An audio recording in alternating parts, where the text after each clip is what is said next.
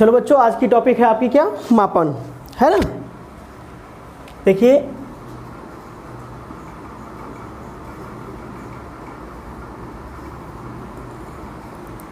मापन बेसिकली हम डिस्कस करेंगे लंबाई के ऊपर। तो भी लंबाई वगैरह मापती जाती है, तो अगर लंबाई को हम मापते हैं तो हमारे पास लंबाई को मापने के लिए क्या चाहिए, एक यंत्र चाहिए ना। तो लंबाई की मापने के लिए कौन कौन सा यंत्र आप लोग जानते हैं? तो एक आप जिसको बोलते होंगे, है ना, एक जो आप पटरी यूज करते हैं अपने ज्योमेट्री के लिए, ठीक है ना, उसमें ज्योमेट्री बॉक्स में जो होता है आप स्केल बोलते हो ना उसको, वो भी तो किसको मापता है, वो लंबाई को मापता है ना। और देखिए कपड़े की दुकान पर या कुछ जो फीता टाइप का बोलते हैं, इंची टेप जिसको आप बोलते हो, वो भी किसको मापता है? इसके अलावा कोई और जानते हैं आप लोग? नहीं ना।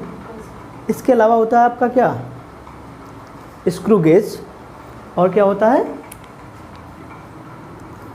ठीक है, वर्नियर कैलीपर्स। दो यंत्र ऐसे जान लीजिए, क्या कौन कौन से हैं? वर्नियर कैलीपर्स और स्क्रू गेज, पिच मापी जिसको आप बोलते हो। तो चलते हैं बेटा, देखते हैं। अगर मैं कहूँ कि ये कोई छड़ है, ठीक है, ये कोई छड़ है, इस छड़ की लंबाई आप मापिए, इस छड़ की लंबाई आप मापिए, तो आप इसको किसी चीज़ से मापेंगे, है ना। तो जब आप मापेंगे तो क्या आपको सही माप मिल पाती है? जब आप मापते होंगे तो क्या आपको सही माप मिल पाती है? नहीं मिल पाती है हमको। क्यों? क्योंकि कोई ना कोई एरर, कोई ना कोई त्रुटि उसमें ज़रूर इन्वॉल्व हो जाती है। यानी हम कह सकते हैं इसकी वास्तविक लंबाई हमको ज्ञात नहीं होती है। तो इसकी वास्तविक लंबाई निकालने के लिए हम बार बार उसी चीज़ से मापते हैं और मापे गए सभी मानों का क्या निकाल लेते हैं हम, औसत। तो उसको हम बोल देते हैं इसका वास्तविक मान यही हो सकता है।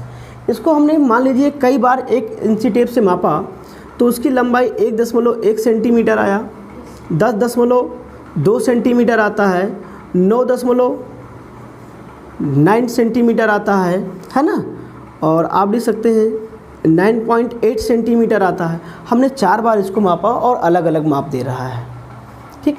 तो आप इसकी वास्तविक लंबाई को कैसे मानेंगे कि वास्तविक लंबाई है क्या? ये आपने प्रयोग किया है, क्या किया है? इस प्रयोग में इसकी लंबाई को मापा अलग अलग, और इसकी वास्तविक वैल्यू को निकालने के लिए इन सब का योग बटे इनकी संख्या यानी औसत निकालते हैं। क्या निकालते हैं बेटा? औसत निकाल देते हैं, ठीक है ना। तो इस तरह से किसी भी वस्तु की वास्तविक लंबाई हम लोग मेज़र करते हैं। लेकिन जनरली क्या होता है कि हम लोग एक बार नाप लेते हैं तो ठीक है, वहाँ हमें कोई दिक्कत नहीं है। जहाँ पर हमको रियल वैल्यू निकालनी होती है, किसी चीज़ की रियल में मापन करना होता है, तो हम लोग बेसिकली इसी या प्रयोगशाला में हम यही फॉर्मेट को अपनाते हैं, ठीक है। तो देखिए, तो किसी भी वस्तु की लंबाई मापने का जो यंत्र है आपके पास, लंबाई मापने के यंत्र, लंबाई मापन यंत्र, अगर हम इस पर चर्चा कर लेते हैं थोड़ा सा, तो हम आपको बता देते हैं। एक तो आप क्या बोले थे, स्केल, ठीक है ना, जिसको आप पटरी बोलते हो, ठीक है ना। और अच्छा, क्या लिखते हैं इसको हम बेटा? स्केल, ठीक है ना। एक वर्नियर कैलीपर्स, क्या बोलते हैं इसको? वर्नियर कैलीपर्स, ठीक है। और एक ले लेंगे हम लोग क्या, स्क्रू गेज,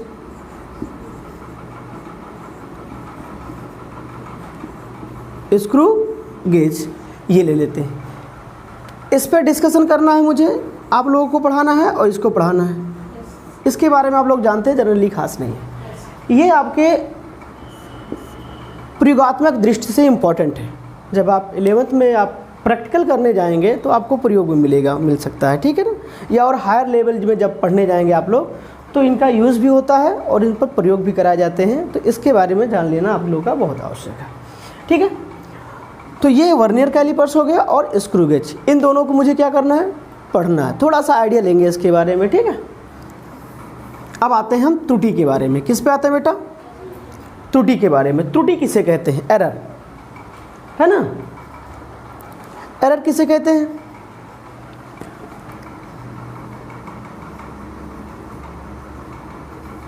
यानी त्रुटि। अभी मैंने आपको बताया कि एक क्षण थी, उस क्षण की लंबाई को हमने मापा। कितनी बार मापा था? 4 बार मापा था, अलग अलग वैल्यू आई थी। तो उन सब का औसत लिए थे, तो वो क्या हुआ था? उसका वास्तविक मान। यानी इस क्षण के 2 मान हो गए, एक हो गया वास्तविक मान। क्या हो गया बेटा? वास्तविक मान। ये वास्तविक मान क्या था? सभी मापों का औसत। क्या था ये? सभी मापों का औसत। ये था इसका वास्तविक मान, है ना बेटा? और एक बार जो हम मेजर करते हैं, या मान लीजिए हमने 10.1 सेंटीमीटर लिखा एक बार, फिर दोबारा लिखा मैंने 10.2 सेंटीमीटर, फिर बेटा मैंने लिखा 9.9 सेंटीमीटर। यानी हमने कितनी बार लिखा है? इन मापों को हम क्या कहते हैं? Measuring value. क्या बोलते हैं? मापन मान बोलते हैं, मेजरिंग वैल्यू। ठीक है, हम बोलेंगे इसको मेजरिंग वैल्यू, और इसको हम क्या बोलेंगे? रियल वैल्यू बोलेंगे। ठीक है, ठीक, या वास्तविक मान आप बोल सकते हो। ये हमारे पर मापन मान हो गए। इन सब का औसत निकालो, कितना आएगा बेटा? तो आप औसत निकालोगे,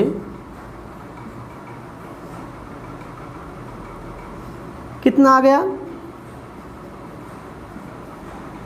9.9 अपॉन 3 कहोगे ना बेटा आप, तो जोड़ लो, कितना हो जाएगा? 10, 12 हो गया हमारा। ठीक है ना? और 9 एक 10 हो जाएगा, 1 2 यानी 3 आ जाएगा, 32। ठीक है ना बेटा? अपॉन 3 कितना आ जाएगा लगभग वैल्यू इसकी? तो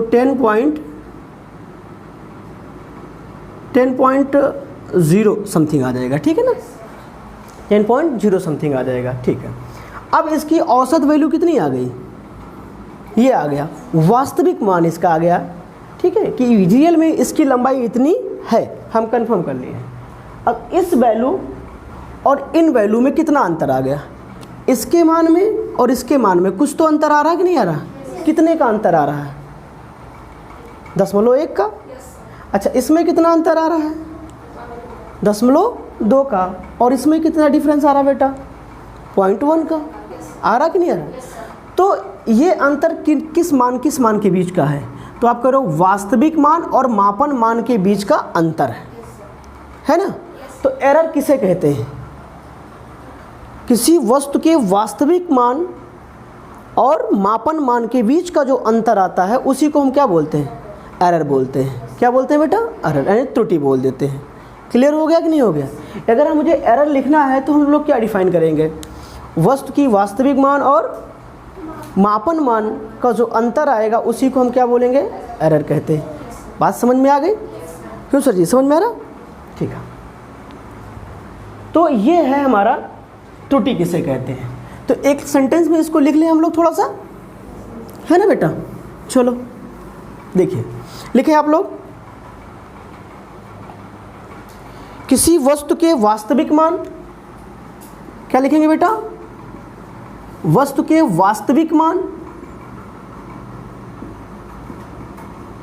तथा मापन मान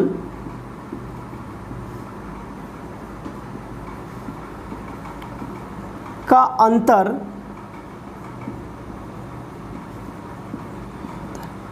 त्रुटि कहलाता है। क्या कहलाता है? त्रुटि कहलाता है।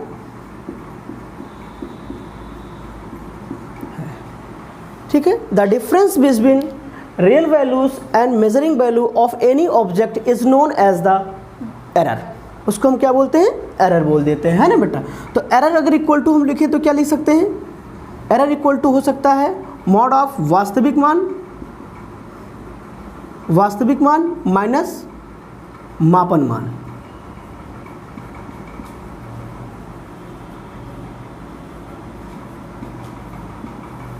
बेटा एरर जो होता है वो प्लस भी हो सकता है और माइनस भी होता है, हमको लेना क्या चाहिए, केवल प्लस वाला लेते हैं, ठीक है, इसलिए मॉड लगा दे रहे हैं हम, ठीक है। ये दिखाएगा आपका कि एरर इक्वल टू होता है, ठीक है, रियल वैल्यू इसकी होगी और इसका क्या होगा आपका मापन वैल्यू से, ठीक है। तो इन्हीं को डिफरेंस को हम क्या बोलेंगे, अंतर। अगर मॉड को ना लगाया जाए तो हम लोग इस रूप में भी लिख सकते हैं एरर को, ठीक है, रियल वैल्यू और मेजरिंग वैल्यू। ये सिंबल क्या बताता है, ये सिंबल क्या बताएगा, समरूप नहीं, समरूप मत जाइए वहाँ पर, ठीक है ना। ये यहाँ पर दिखाता है डिफरेंस का, किसका दिखाता है, डिफरेंस। और डिफरेंस क्या, बड़े से छोटे का, है ना। ये बड़े से आपको छोटे को घटाने को ही बोल रहा है, यानी इसकी हमको पॉजिटिव वैल्यू आने वाली है। कैसी वैल्यू देगा ये सिंबल हमको पॉजिटिव वैल्यू देने वाला है, तो ये लिख सकते हैं, ठीक है। अच्छा, एरर जो होते हैं कितने टाइप के होते हैं, त्रुटियाँ कितनी टाइप की होती है, तो एक चीज़ यही देख लो, एरर हमारे जो होंगे मोस्टली अगर हम देखें तो एक तो दिख रहा है कि एक पॉजिटिव होता है और क्या होता है, नेगेटिव। कैसे, अभी जो मैंने बताया था 1.1, 10.2 और 9.9 था, और रियल वैल्यू कितनी थी इसकी, हमने लिया था 10, है ना बेटा। अब इसमें घटाओ तो -1 आ रहा है, 0.1 आ रहा है कि नहीं आ रहा, और जब इसमें से इसको घटाएंगे तो क्या +0.1 आ जा रहा है। तो इसी से पता चल गया ना एरर कितने टाइप के होंगे। तो अगर देख रहे हैं तो एक पॉजिटिव होता है, एक क्या होता है, नेगेटिव। हमको मैक्सिमम एरर चाहिए और क्या चाहिए, पॉजिटिव चाहिए, ठीक है ना। हमेशा इस बात को आप लोग कंसिडर कर लीजिएगा। चले वैसे देखते हैं त्रुटियाँ कितने टाइप की होती हैं। तो त्रुटियों को ले देखते हैं बेटा, ये होती है क्रमबद्ध त्रुटि, ठीक है, यादृच्छ यानी रैंडम एरर बोलते हैं, ठीक है, इसको सिस्टमेटिक एरर बोलते हैं हम लोग, ठीक है ना। एक होती है आपकी स्थूल एरर बोलते हैं, ठीक है, स्थूल त्रुटि होती है। तो ये त्रुटि के प्रकार कभी कभी क्वेश्चन डिस्क्रिप्टिव में पूछ लिया जाता है, त्रुटि किसे कहते हैं, ये कितने प्रकार की होती है, कोई खास ज़्यादा इंपॉर्टेंट नहीं, हम पे इसको टॉपिक पढ़ना है, ठीक है। तो ये 3 होती हैं और इनमें कॉज के बेस पे कितना दिखाया गया है, ये कई प्रकार की होती हैं। एक यांत्रिक त्रुटि होती है, व्यक्तिगत त्रुटि होती है, ठीक है, पूरी अस्थता त्रुटि होती है, बाह्य कारक त्रुटि होती है और नियत त्रुटि होती है, ठीक। तो ये होते हैं हमारे त्रुटि के टाइप्स। अब हम इनको वन बाय वन करके आपको डिफाइन कर देते हैं, ठीक है। ये क्रमबद्ध त्रुटि क्या होती है, ठीक है ना, और या इसको रैंडम बोलते हैं, यानी यादृच्छिक त्रुटि और स्थूल। तो आपको पढ़ना क्या है, हमको मैक्सिमम हम ये रैंडम एरर को ही निकालते हैं, ठीक है ना। ये सिस्टमेटिक आ गया। यांत्रिक त्रुटि का मतलब क्या हो गया, ये कितनी टाइप की होती है, 4-5 दिखाई। तो पहली त्रुटि आप किस टाइप से डिफाइन करो, यांत्रिक का मतलब क्या हो गया, किसी भी यांत्रिक कारणों से कारण जो भी एरर हो जाएगा उसको बोलेंगे। व्यक्तिगत त्रुटि क्या होती है, जो व्यक्ति नाप रहा है, कोई चीज़ हम मेजर कर रहे हैं, मेजर करते समय हम ध्यान कहीं और लगा दें, हमारा ध्यान भटक जाए तो कुछ त्रुटि हो सकती है, उसके कारण दिखाया गया है, ठीक है। पूर्ण अवस्था त्रुटि इसको हम बोलेंगे, ठीक है, ये आपका जो होता है उसकी अवस्था के कारण हो जाता है। बाह्य कारक का मतलब हो गया, ये टेम्परेचर या प्रेशर को ले सकते हैं, ठीक है। नियत त्रुटि का मतलब होता है जो इंस्ट्रूमेंट में त्रुटि होती है, कि वो त्रुटि फिक्स होती है। जैसे जो पटरी लाए हो वो पटरी ही गलत बनी हो, वो 6 सेंटीमीटर की जगह 7 सेंटीमीटर बना के दे दिया जाए आपको, और जब भी मापेंगे तो वो 7 सेंटीमीटर मापेगा, जब भी गलती होगी 1 सेंटीमीटर की होगी, यानी फिक्स कर दिया उसने, तो ऐसे त्रुटि हो जाती है, ठीक है ना। तो ये थे त्रुटि आपके, इस पर ज़्यादा कोई खास नहीं है, आप इसको नोट कर लीजिएगा, बुक में भी मिल जाएगा आपको, ठीक है। तो हम चलते हैं एक टॉपिक पे चलते हैं। चलो भाई, समझ में आ रहा,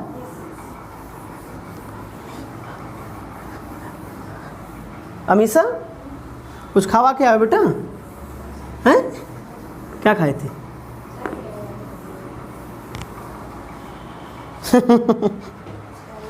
अच्छा, राजा राम सर बहुत खाते हैं ना, बहुत दुबले हो गए ना आजकल। हम उनको उस दिन देखे थे, हमको बहुत दया आ गई उनके ऊपर, सही बता रहे बेटा। राजा राम सर पहले कैसे थे, पहले ऐसे थे, अब कैसे हो गए हैं। हाँ आप मिले, हमको बताते हैं, मिल नहीं रहे ना, डाइट उनकी बहुत कम करवानी है। सोच रहे थे राजा राम सर की शादी कराई जाए, कितना अच्छा लगेगा, हम लोग बारात चलेंगे ना, सही रहेगा कि नहीं। अब देखो अगले साल प्रोग्राम करते हैं ऐसा ही कुछ। तो चलते हैं बेटा हम लोग, ठीक है। अब एक टॉपिक आता है अल्पतमांक, ठीक है, लिस्ट काउंट।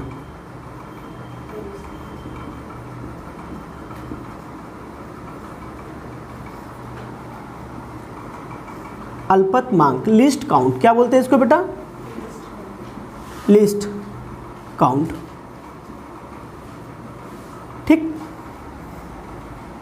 लिस्ट का मतलब क्या होता है, स्मॉलेस्ट, और काउंट का मतलब गिनना, है ना। ऐसे देखो अल्पतमांक, अल्प माने, अल्प माने छोटा, कहते नहीं अल्प, है ना, स्मॉल, और मांग का मतलब हो गया मापन, है ना। यानी किसी भी यंत्र द्वारा नापी गई सबसे छोटी माप क्या कहलाएगा उसका, अल्पतमांक। देखो ध्यान से, अब एक क्षण को मापता हूँ मैं, इस क्षण की लंबाई को मापता हूँ अपने हाथों से, ये कितना हुआ, 4, 8, 12 और 14, कितनी फिंगर से नापा गया, ये 14 फिंगर है, कितनी फिंगर से। अच्छा, इसके द्वारा, मेरे हाथ द्वारा मापी गई सबसे छोटी माप क्या थी, 1 फिंगर, ये तो थी ना 1 फिंगर भाई, 4 हो गई भले, लेकिन सबसे छोटी क्या थी, 1, 2, 3, 4, ऐसे कितनी बार, 14 बार गई। तो यानी मैंने इसको मापा, सबसे छोटी माप क्या थी इसकी, 1 फिंगर थी। तो जब आप किसी भी यंत्र को, अच्छा अब दूसरा ले लो, मैं इसकी लंबाई को मापता हूँ, 1 मार्कर, 2 मार्कर, 3 मार्कर, 4 मार्कर और 5 मार्कर, यानी मैंने यहाँ तक लिखा कितना, 5 मार्कर, है ना बेटा। अब इस यंत्र की इसकी लंबाई मापी गई 5 मार्कर, तो अब सबसे छोटी माप क्या है, 1 मार्कर, है ना। 1 मार्कर ही इसकी क्या कहलाएगी, अल्पतमांक, इस माप की अल्पतमांक। अगर मैं इतना बड़ा डंडा ले लूँ या स्टिक ले लूँ, छड़ी ले लेता हूँ, और उस पर मैं 10 मार्कर मार्क कर लूँ कि उसकी लंबाई कितनी है, 10 मार्कर है, ठीक है। अब जब भी मैं किसी चीज़ को मापने जाऊँगा तो उस क्षण से या उस डंडे से एक बार नापूंगा कि कितना मार्कर निकलेगा, 10 मार्कर, लेकिन उसके द्वारा सबसे छोटी माप क्या है उसमें, 1 मार्कर, तो वही उसका क्या कहलाएगा, लिस्ट काउंट, है ना। अल्पतमांक, किसी यंत्र द्वारा मापी गई न्यूनतम या सबसे छोटी माप जो होती है वो क्या कहलाता है, अल्पतमांक। इसका दूसरा नाम है बेटा यथार्थता की सीमा। क्या नाम है इसका, यथार्थता की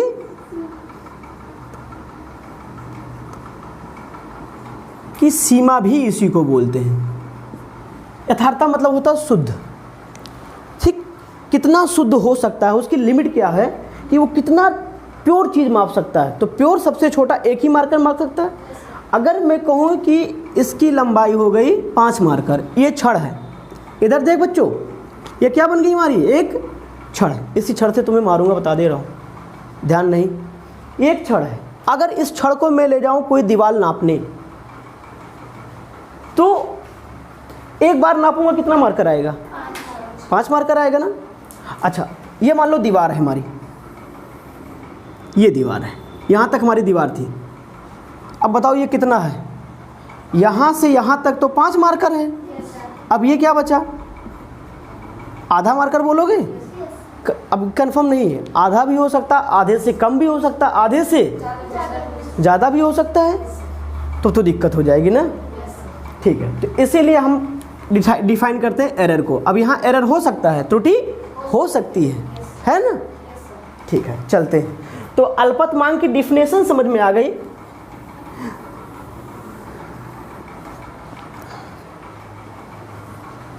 ठीक है ना, कि अल्पतमांक या लिस्ट काउंट क्या होता है, ठीक है। अब चलते हैं बेटा अलग अलग यंत्र को देखते हैं। जो हम लोग स्केल यूज करते थे या फीता यूज करते हैं, है ना, वो कैसे बना होता है, तो देखो वो कैसे बना होता है, वो एक्चुअली में ऐसे बना होता है, 1 2 3 4 5, 1 2 3 4 5, है ना बेटा, 1 2 3 4 5, 1 2 3 4 5, 1 2 3 4 5, 1 2 3 4 5, ऐसे बना होता है। इसको हम बोलते हैं 1 सेंटीमीटर। क्या बोलते हैं, 1 सेंटीमीटर बोलते हैं ना, है ना। इसको हम क्या बोलेंगे, 2 सेंटीमीटर। ऐसे बना होता छोटा छोटा सा, ठीक है ना। तो अब देखो ध्यान से यहाँ तक कितने भागों में बटा होता है ये, 10 भागों में। कितने भागों में बटा हुआ है, 10। तो ये 10 भागों में बटा है, तो एक भाग की लंबाई कितनी कहलाएगा, 0.1 सेंटीमीटर। क्या कहलाएगा, 0.1 सेंटीमीटर। तो अगर कोई चीज़ मापा आपने यहाँ तक लेके आया, यहाँ तक कोई क्षण मापा गया, उसकी लंबाई क्या लिखोगे, यहाँ से 0.5, 7, 6, 7, 8, 0.8 सेंटीमीटर कहोगे ना। कहा गया कि नहीं। अच्छा, यहाँ तक मापे तो कितना कहा जाएगा, 1, 2, 3, यहाँ से 1, 2, 3, 4, 5, 1.5 सेंटीमीटर। अच्छा, यहाँ तक कोई मापा गया तो क्या बोला जाएगा, हाँ जी, क्या बोला जाएगा, 0.1 सेंटीमीटर। अब क्या इससे छोटी ये माप सकता है, माप सकता है कि नहीं माप सकता है, यानी इससे छोटी माप क्या ये माप सकता है ये यंत्र, नहीं माप सकता। इसका अल्पतमांक कितना, 0.1। क्लियर हो गया, यानी इसका लिस्ट काउंट हो जाएगा हमारा कितना, 0.1 हो जाएगा। बात समझ में आ गई कि नहीं आई, इसी को बोलते हैं। तो ये हमारे जो हम लोग पटरी लेते थे या कपड़ा लेने जाते हैं, जो जिससे नाप के कपड़ा हमको देते हैं, या जो बड़ा सा फीता होता है जिसको आप बोलते हो, कोई चीज़ दीवार वार नापी जाती है, खेत वो नापा जाता है ना, तो उसका जो मिनिमम दिखाया गया कितना सेंटीमीटर वाले पे कितना होता है आपका, 0.1। ठीक है। तो अब इस स्केल से ध्यान से देखो, इस स्केल से जब नापेंगे हम, इस स्केल से, तो कोई भी माप लिखेंगे तो हमेशा ऐसे मान लीजिए मापा हमने 1.2 सेंटीमीटर, बिल्कुल सही है। अगर कहीं लिख दूँ मैं 1.20 सेंटीमीटर, क्या ये सही है, ये सही है कि ये सही। देखिए अल्पतमांक दशमलव कितने अंक बाद गया, 1 गया, इसलिए इसके द्वारा मापी गई माप हमेशा दशमलव के 1 अंक बाद ली जाएगी, 2 अंक बाद नहीं ले सकते। बात समझ में आ गई।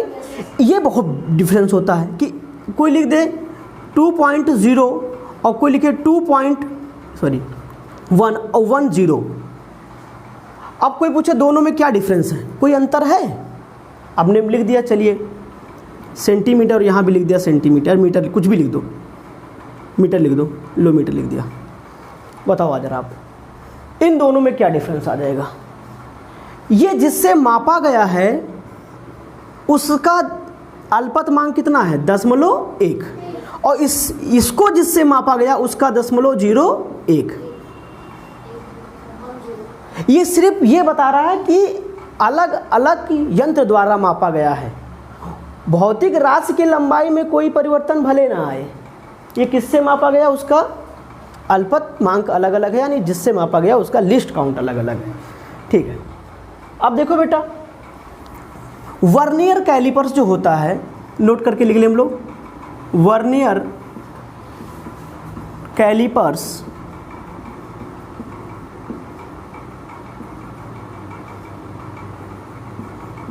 और बड़ा लिखे राजा क्या, वर्नियर कैलिपर्स का अल्पतमांक बेटा कितना होता है, मांक, तो हम लोग कह सकते हैं क्या होगा, 0.01 सेंटीमीटर। कितना होता है, 0.01 सेंटीमीटर। ठीक है। स्क्रू गेज का है, पहले से नोट कर लीजिए। स्क्रू गेज, या इसको हम क्या बोलते हैं, पेच मापी ना, पेच मापी का होता है 0.001 सेंटीमीटर। ठीक है ना। और जो स्केल हमारा होता है उसका कितना होता है, 0.1 सेंटीमीटर।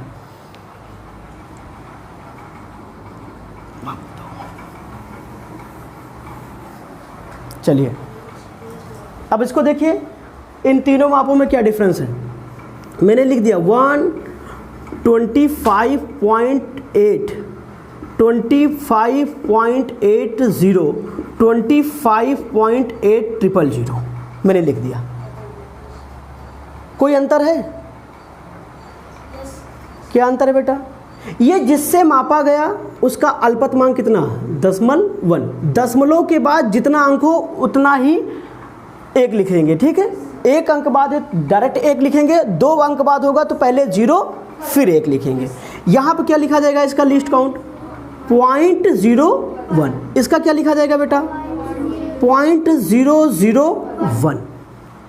ये माप सिर्फ ये बताया जा रहा है कि ये जिस यंत्र से मापा गया है उसके अल्पतमांक क्या है, अलग अलग है। हो सकता है कि कंफर्म है कि इनका मान, इनकी लंबाई सेम है। ये कोई मैंने लिख दिया कि इसको मापा जाए तो 2.8 सेंटीमीटर कंफर्म है ये। अगर दूसरे वर्नियर कैलिपर से मापते हैं तो उसी चीज़ को हम क्या नापेंगे, 2.580, क्योंकि वर्नियर कैलिपर्स का अल्पतमांक कितना होता है, 0.01। अब आपको कंफर्म हो गया ये किससे मापा गया होगा, वर्नियर कैलिपर से। ये किससे मापा गया है, स्क्रू गेज से। बात समझ में आई। जब लिखा जाता कहीं देखो ऐसे लिखा जाता 200 रुपया लिखा जाता है ना। अब ऐसे लिख दो 2 रुपया। जब आप मापन पढ़ लो तो इस चीज़ का बहुत अच्छे से ध्यान रखना पड़ता है कि इन दोनों में डिफरेंस आ जाता है तो दोनों एक ही, बट इनको जिस चीज़ से कंपेयर किया गया है, जिस चीज़ से मापा गया, उनकी जो लिस्ट काउंट वैल्यूज़ हैं वो क्या हैं, अलग अलग है ना। अच्छा, मैं कहूँ ऐसे लिख देता हूँ 27.25 डिग्री सेल्सियस है ना, और कहीं लिख देता हूँ 27.250 डिग्री सेल्सियस। अब बताओ ये जिस थर्मोमीटर से मापा गया होगा उसका लिस्ट काउंट कितना होगा, तो आप कहोगे 0.01 डिग्री सेल्सियस। ये जिससे मापा गया होगा उसका लिस्ट काउंट कितना होगा, 0.001 डिग्री। भाई इस जीरो का मतलब होता है, इस जीरो का मतलब, जो लोग कहते हैं कि आप इसके पीछे जितना चाहो उतना जीरो लगा लो, बेटा जीरो लगाने से ये होता है उसकी वैल्यू यानी उसके लंबाई या उस भौतिक राशि में परिवर्तन नहीं होता है, लेकिन वो चीज़ अलग हो जाता है कि आपने किस यंत्र से मापा है उसका लैंग्वेज चेंज हो जाएगा, यानी आप नहीं बता सकते।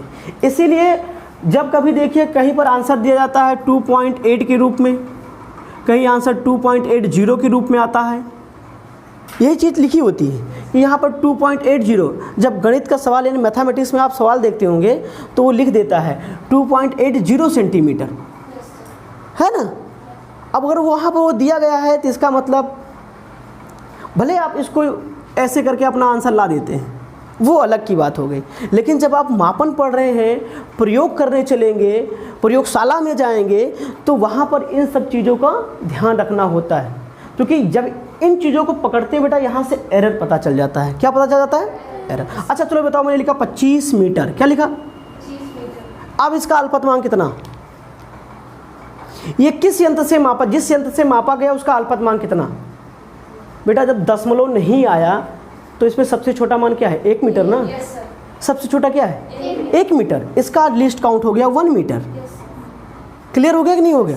जब दशमलव नहीं आया इसका मतलब अब इसमें सबसे छोटा क्या बचा, 1 मीटर।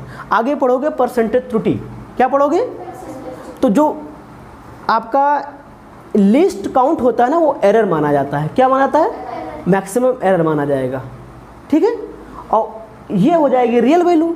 तो अगर क्वेश्चन पूछे परसेंटेज त्रुटि का जो फार्मूला होता है वो मैक्सिमम एरर होता है अपॉन रियल वैल्यूज़ जो भी दी जाए इनटू 100 ले लेंगे हम लोग। तो इसका लिस्ट काउंट कितना आया, 1। इसकी रियल वैल्यू कितनी दिखाई गई है, 25 इंटू 100, यानी कितने परसेंट का एरर आ रहा है इसमें, 4% का। तो लिस्ट काउंट अगर पता होता है तो ये डायरेक्ट आप पूछ सकते हैं कि 25 में कितना एरर है, ठीक है ना। आप इसमें पूछ सकते हैं कितना एरर होगा, तो इसमें क्या लिया जाएगा, 0.1 अपॉन पूरी वैल्यू, है ना, यानी 0.1 अपॉन 2.258 इंटू 100, ये हो जाएगा इसका परसेंटेज एरर निकालेंगे। तो लिस्ट काउंट का मतलब समझ लीजिए, और इसका आपके न्यूमेरिकल में बहुत हेल्प करेगा ये।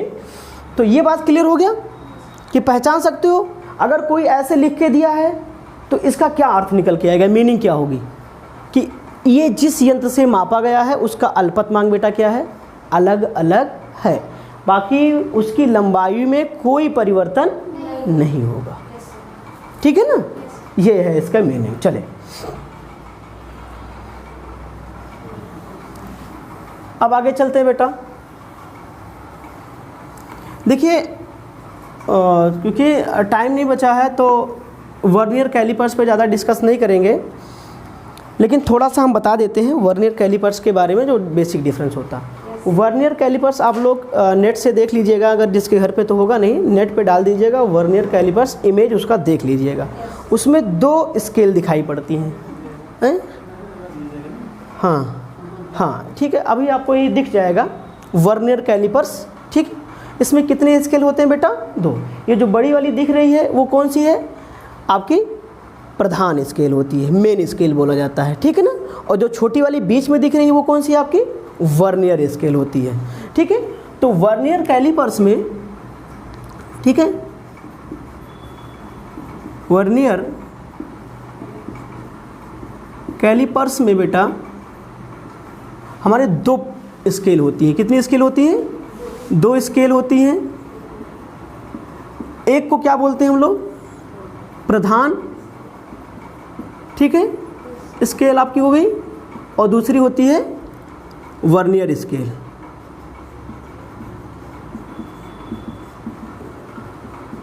ठीक है ना, 2 स्केल होती हैं, यहां से हम दिखाते हैं।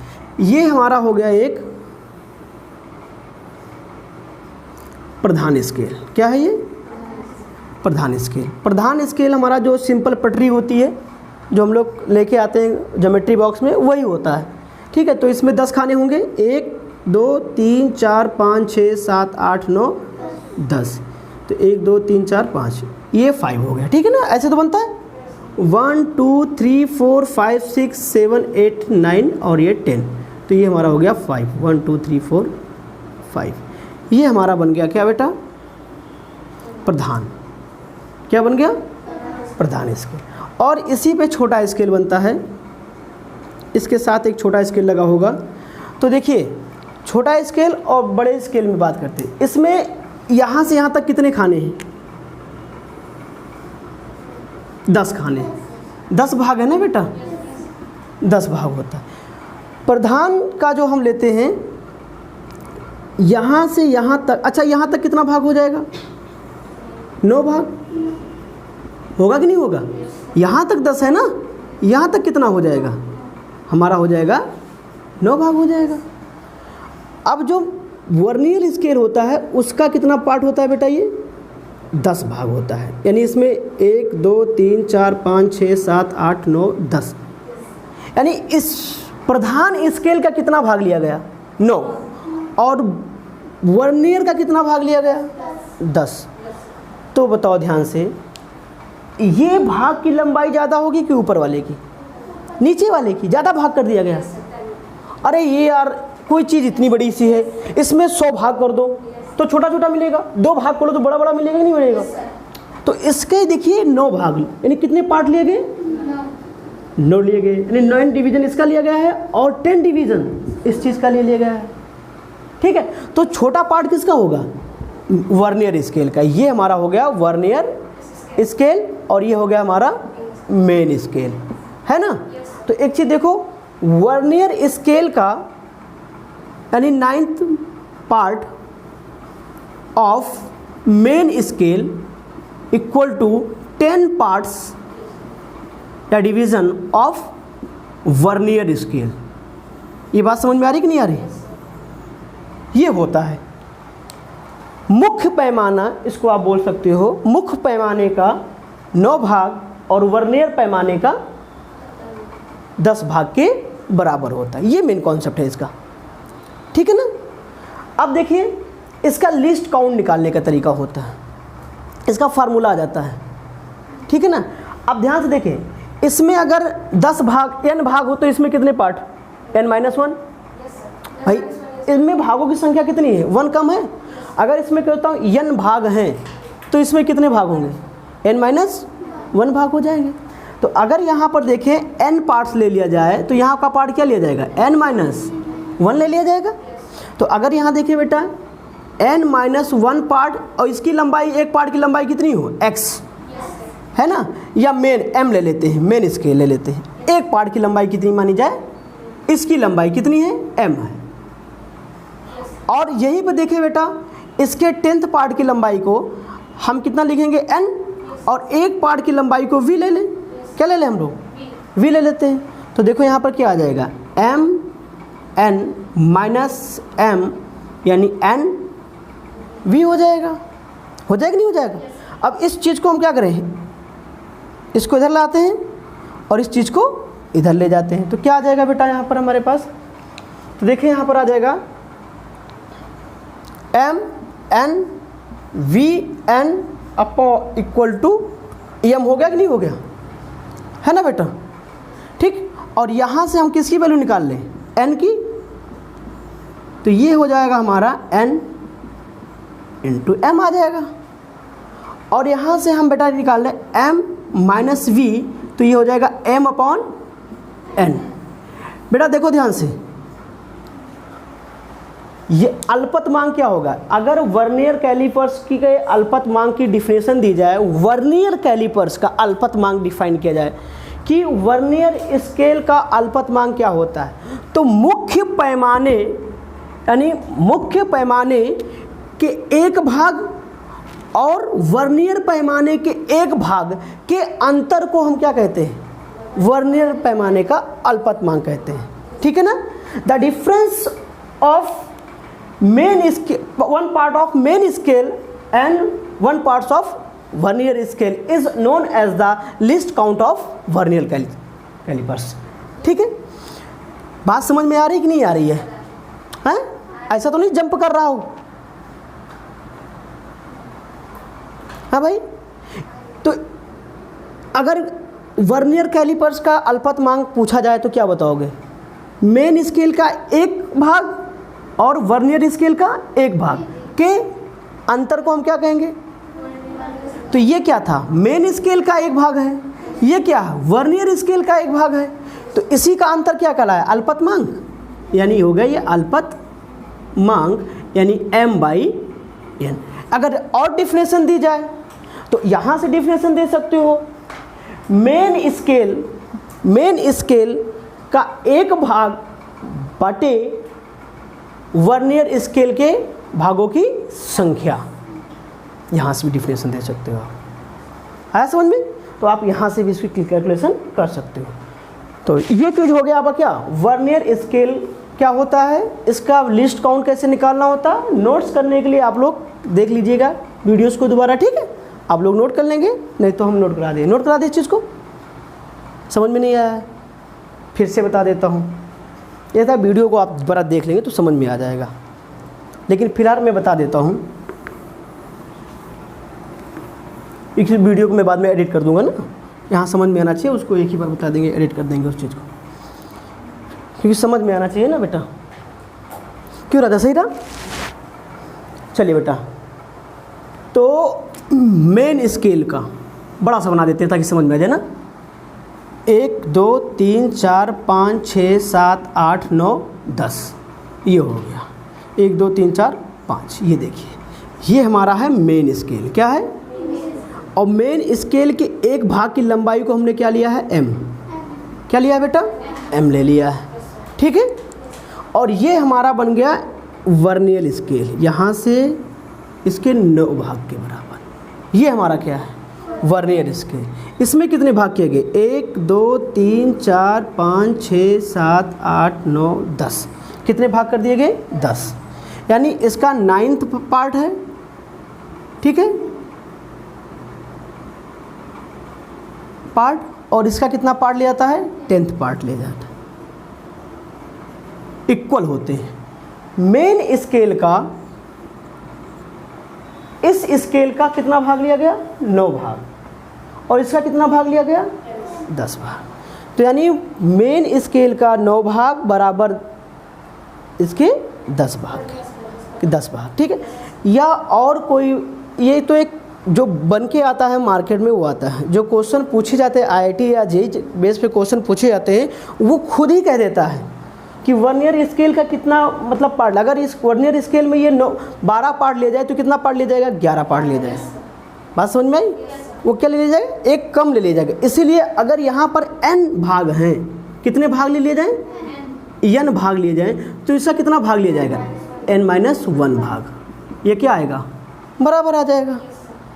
ठीक है ना। तो आप बोलो इसकी एक भाग की लंबाई क्या लिखेंगे हम लोग, v। 1 पार्ट की लंबाई क्या हो जाएगी, v। तो अब अगर देखा जाए क्या ये जितना लंबा ये है उतने लंबा तो ये भी है ना। तो इसके यहाँ से देखिए कितना पार्ट लिया गया, n-1 पार्ट लिया गया। 1 2 3 4 5 6 7 8 9, ये 10 हो रहा क्या, हटा दो इसको। ठीक है। अब देखिए बेटा इसका एक भाग लिया गया तो इसको m है, दूसरा भाग क्या हो जाएगा 2m, तीसरे क्या बोलेंगे, चौथे को 4m। और ऐसे ही n-1 होगा तो n-1m, है ना। इसलिए लिखें n-1 इंटू m। ठीक है। यानी आप लिख सकते हो n-1 भाग की लंबाई, भाग की लंबाई कितनी आएगी, तो वो इतनी आ गई। ठीक है। n भाग की लंबाई वर्नियर स्केल की, किसकी, स्केल की, यहाँ पर मेन स्केल की, तो इसकी हो जाएगी n इंटू v हो जाएगा, हो जाएगा।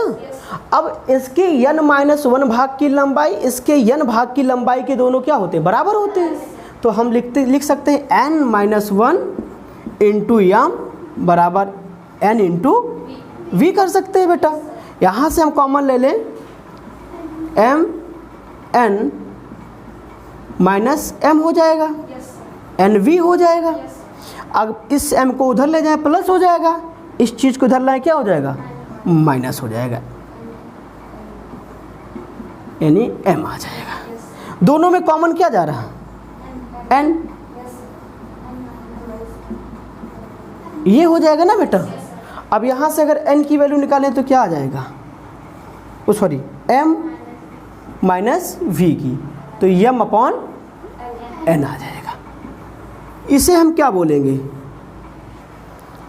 m क्या है, मेन स्केल का एक भाग की लंबाई, v क्या है, वर्नियर स्केल के एक भाग, तो दोनों का अंतर। तो वर्नियर स्केल का अल्पतमांक की परिभाषा जो है वो ही दी जाती है कि वर्नियर कैलिपर्स में मेन मुख्य पैमाने का एक भाग की लंबाई तथा वर्नियर पैमाने के एक भाग की लंबाई के अंतर को हम क्या कहते हैं, अल्पतमांक कहते हैं। तो इसी को हम बोलेंगे अल्पतमांक।